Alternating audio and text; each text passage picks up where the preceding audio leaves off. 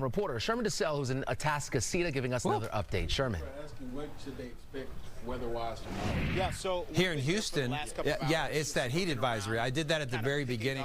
Where Domely was earlier today. And one thing we've noticed is the massive amount of trees that have fallen. Take a look at how big this tree is. Literally uprooted the thing. I mean, it's massive. So this tree, a neighbor just showed us video that we'll show later on Fox 26. This tree fell across the street and hit the edge of that house right there. That was earlier this morning. A lot of neighbors came in and just got to work. And that's the one thing we have noticed quite often in this area. Everybody just helping each other. It's the Texas way, right? But one thing about Atascocita folks, they're going to check out their area. I actually am friends with a family not too far from here, the Scotts, some Louisiana people. They were telling me how, you know, a lot of these trees are very old. Their neighbor had a 100-year-old oak tree that came down some years back during a severe storm. And it's going to keep happening because, you know, if the ground gets real saturated and these trees get weak from these strong storms, that's what's going to happen. These guys have been helping out with cleanup efforts a lot. How y'all doing? Good. We're doing great. Good. Tell me, what's it been like for the last several hours? Well, first, let's back up a bit. How was it for you during the storm? What was it like for you? Man, it was windy. I'm telling you, raining. Just in spurts, though. You know, you get a heavy gust of wind and it slow down a little bit. And we try to run out and see what we heard cracking on the roof or something. But it's just amazing, man. I'm telling you, thank God for good neighbors, though. Literally cracking on the roof. You showed me the video that we'll show to the public in a little bit, because you kind of had a couple strong words in there that we're gonna have to censor, you know. But naturally, that's the reaction when you see that. What's your reaction when you see that tree fall down across the street? I mean, you know, it was just, you know, our first time seeing something like this, being from Colorado. And, you know, they always talk about the dirty side of the hurricane, the dirty side, which apparently is the most powerful side. And seeing that for the first time was, you know, pretty surprising. So, yeah. We'll let you answer your phone, brother. It's cool. Oh, that's your phone. All right, answer the phone. Okay, do you live nearby, sir? I live right there. Okay. Oh, yeah, you were coming out of that house over here. Yes, sir. Did you have any damage at your house? I did. I had all three sides of my fence are down, so everybody's seeing everything back there now. I was just talking to the viewers about, you know, in this area, it's an older subdivision. That means the trees are older, too. So you're bound to see a tree fall or two, right? Yeah, exactly.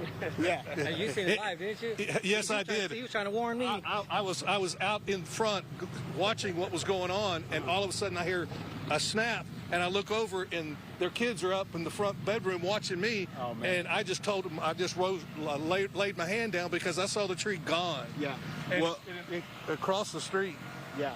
Well, it looks like everybody's making a valiant effort to clean up and just try to get back to some type of normalcy. Yes, so, yeah. It's a good thing to have neighbors like these. Good deal. Yeah, it was a lot of us out here, at least 50 people. At least. Yeah, At least. that's minimum. Yeah. Wow. All right. Well, who needs State Farm when you got neighbors like this? Thank you, gentlemen. Thank you as well. Appreciate it. Yeah, guys, you got any questions for me in the studio? Again, we've been here for the last couple of hours just looking around, checking these trees out. Gongora's going to give you another shot. You got any questions for me? Well, Sherman, I was going to ask you, it's Rashi again, whether or not you've seen some crews out there helping clean up some of that debris, because it looks like that's the biggest problem you all have seen in that area.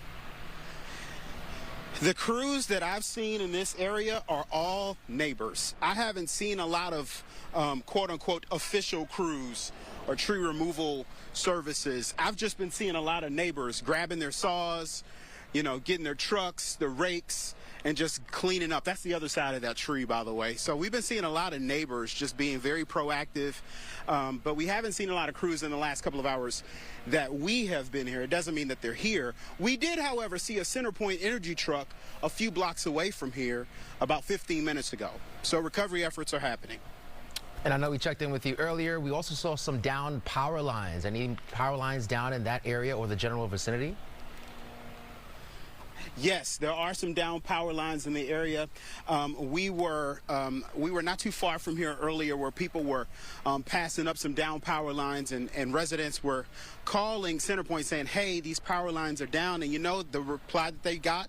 They told us that they said, when it's safe, we'll come out there. And that's something to think about. You know, a lot of times we want this immediate relief, this immediate response, and sometimes they can act really fast, but other times when there's an estimated amount of people who are without power, like today.